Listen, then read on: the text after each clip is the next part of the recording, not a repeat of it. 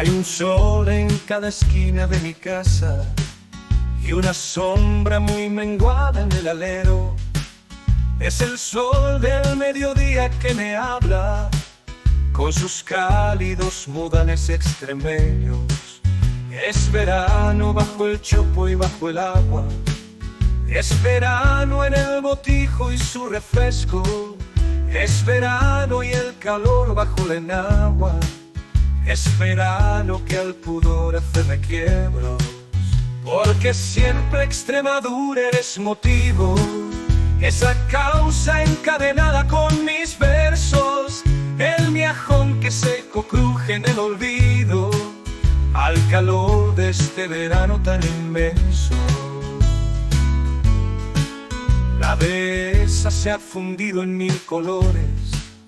Uno es verde, el de la encina, el extremeño. Los demás hacen contraste con el pardo.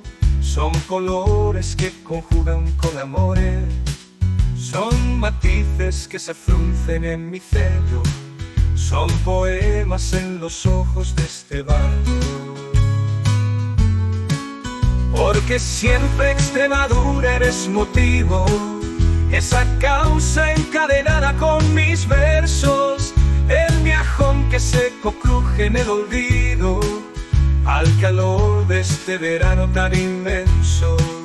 Porque siempre Extremadura eres motivo, esa causa encadenada con mis versos.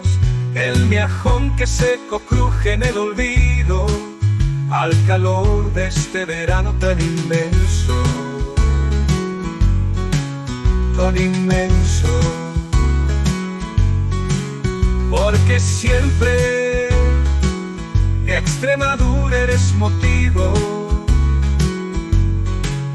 esa causa encadenada con mis versos.